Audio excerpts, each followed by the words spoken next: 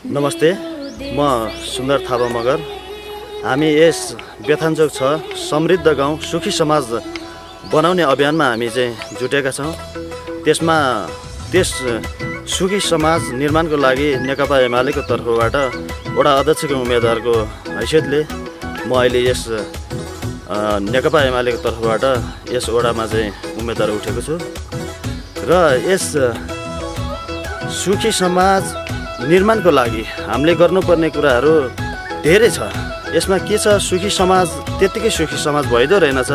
हामीले मूल नाराका साथ मात्र लिएर हिँड्ने होइन रहेछ। यसलाई सुखी समाज हुनको लागि हामी समाजमा बसेर सुखी समाज कसरी निर्माण गर्ने भन्ने कुराहरू हुँदो रहेछ। त्यस गर्ने क्रममा हामीले जुन यहाँसम्म आएर हेरिरहँदाखेरि यस भूगोललाई हामी जुन घर दैलो गरेर हिँडिरहँदाखेरि सम्ममा देखेको समस्याहरू भनेको सुखी समाज निर्माणको लागि यहाँको जनता नै सुखी चाहिँदो रहेछ। यहाँको बसोबास गर्ने सम्पूर्ण आमा बुवा दिदीबहिनीहरू नै सुखी चाहिँदो रहेछ। त्यस सुखी हुनको लागि यहाँको आर्थिक उन्नतिको एकदम विभिन्न उसबाट कृषिबाट होस् चाहे व्यवसायबाट होस् आफ्नो तर्फबाट एउटा चाहिँ सुखी समाज निर्माणको लागि एउटा आर्थिक उन्नति नै ठुलो कुरा रहेछ। आर्थिक नै ठुलो कुरा रहेछ। त्यसमा आर्थिक रूपले सम्पन्न गर्नको लागि हामीले यसबाट जुन यो भूगोलबाट धेर जस्तो कृषिमै आधारित रहेछन्। हाम्रो यहाँ 95% चाहिँ कृषिमै आधारित छ। त्यस कारणले गर्दाखेरि हामीले कृषिलाई नै बढी चाहिँ प्राथमिकता दिनुपर्छ। कृषि कार्यक्रमहरूले चाहिँ हामीले बढी प्रोत्साहन दिनुपर्छ भन्ने मलाई लागिरहेको छ र विकास निर्माणको काममा हामीले यसबाट गर्नुपर्ने कुराहरू हामीले हिजोको दिनमा लागिरहेको थियौँ। विकास भनेको खानेपानी बत्ती बिजुली मात्रै भनेर हामी लागिरहेको थियौँ। तर त्यो कुराहरू लगभग यहाँनिर खानेपानीको समस्या नै लगभग एक घर एक धारा त्यो हामीले गरि नै राखेका छौँ। बाटोघाटो हामीले बनाएकै छौँ। जुन एउटा नेकपा एमालेको हिजो चाहिँ आफ्नो गाउँ आफै बनाऊ अभियान मार्फत हामीले जुन बाटोघाटो गाउँ टोलमा हामीले पुर्याएका छौँ। कतिपयको नपुगेको ठाउँमा अब हामीले चाहिँ प्रतिबद्धता पनि जाहेर गरेका छौँ। विकास निर्माणको लागि चाहिँ बाटोघाटो नपुगेको ठाउँमा पुर्याउने प्रतिबद्धता गरिरहेका छौँ। खानेपानी नपुगेको ठाउँमा एक घर एक धाराको चाहिँ योजना बनाउँदैछौँ र जति पनि चलेको रोडहरूलाई हामीले स्तर उन्नति गरेर यस बेथानचोक 6 लाई स्तर उन्नति गरेर हिउँदो बर्खै अब पहाडी हाम्रो चाहिँ पहाडी भूभाग भएको कारणले गर्दाखेरि अलिकति हिउँदो बर्खै चल्नलाई अलि असम्भव देखिया छ।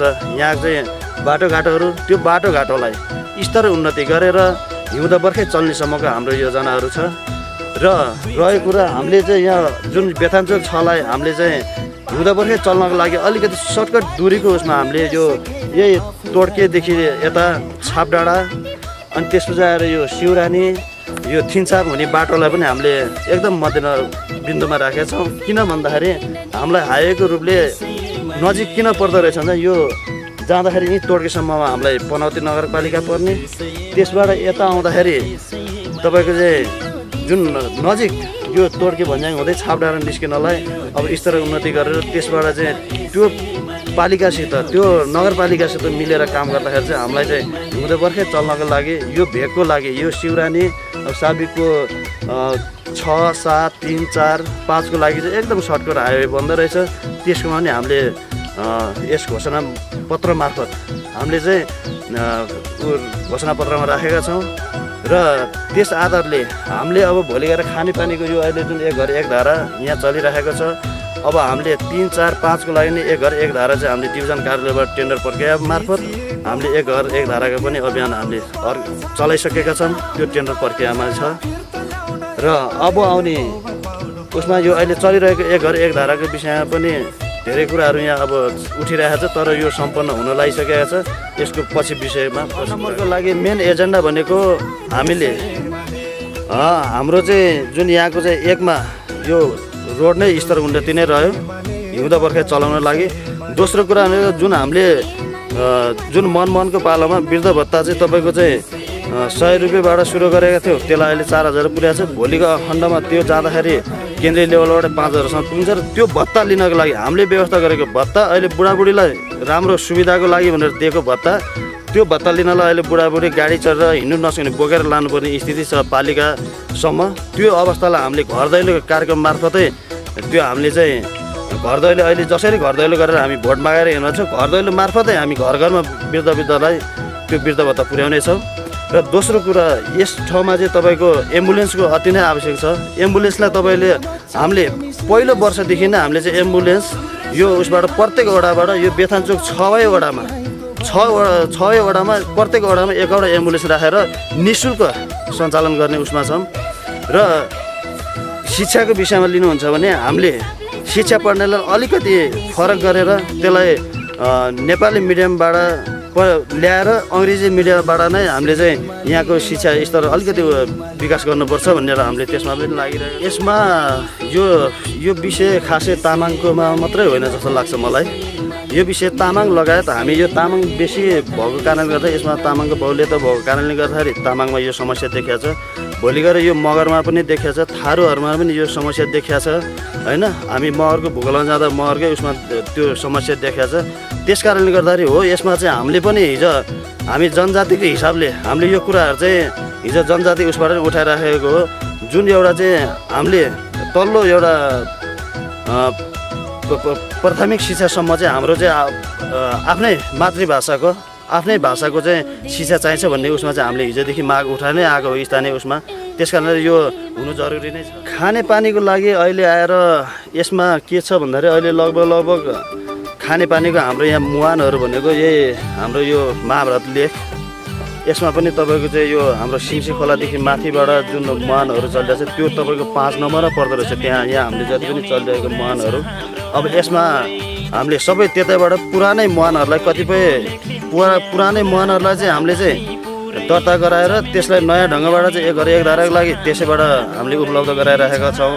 अरूलाई तपाईँको यता नेवारी खोला भन्ने छ, त्यसबाट पनि मुहानहरू दर्ता गरेर त्यसबाट पनि तपाईँको खानेपानीको यहाँको समस्या समाधानको लागि हामी लागिरहेका छौँ। र रहेको कुरा अब एक घर एक धारा यो अहिलेको उसमा चाहिँ परिस्थितिमा एकदमै जटिलै छ।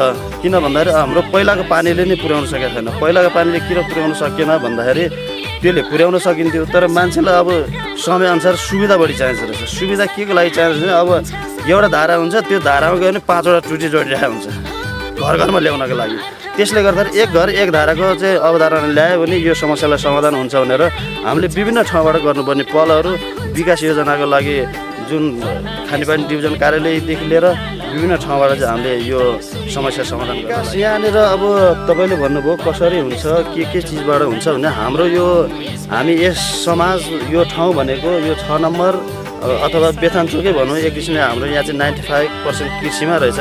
हामीले विकासको रूपमा एउटा मात्रै रूपले लिएर हेऱ्यौँ। यहाँ चाहिँ के भन्दाखेरि बजेट आउँदाखेरि हामीले एउटा चाहिँ बाटोघाटोलाई मात्रै होइन, एउटा भोलि गएर विकास निर्माणमा बाटोलाई मात्रै हामीले पैसा हाल्यौँ, खानेपानीलाई मात्रै पैसा हाल्यौँ, तर त्यो चिजहरू छ तिनीहरूलाई स्तर उन्नति गर्नुपर्छ।